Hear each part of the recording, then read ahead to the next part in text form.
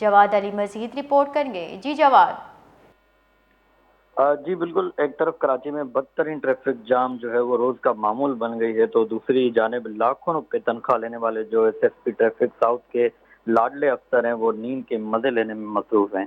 فیریئر traffic section کا افسر افتخار جو ہے وہ سیکشن افسر کی چھٹی پہ جانے کے باوجود جو ہے ڈیوٹی دینے سے فرار ہو کر لمبی نیند سونے کے عادی بن گئے ہیں۔ شہری جو ہیں وہ منٹوں کا سفر جو ہے گھنٹوں میں طے کرتے ہیں، کیونکہ اتنی بڑی جو ہے وہاں پر ٹریفک جو ہے جام رہتی ہے، اور ایک بڑی اذیت میں ہم شہری جو ہیں وہ مبتلا ہیں۔ نہ صرف افسران فرض شناسائی میں کوتاہی کرتے ہوئے دکھائی دیتے ہیں، بلکہ مبینہ طور پر پارکنگ جو مافیا ہے اس کی بھی سرپرستی کر رہے ہیں۔ پارکنگ مافیا نے کلفٹن میں کاروباری جو افراد ہیں ان کا جینا محال کر کے رکھا ہوا ہے۔ ٹریفک جو ساؤتھ ٹریفک پولیس ہے اس کی جو سرپرستی کی وجہ سے ہی جو پارکنگ مافیا ہے وہ عوام سے بھتہ وصولی کر رہی ہے۔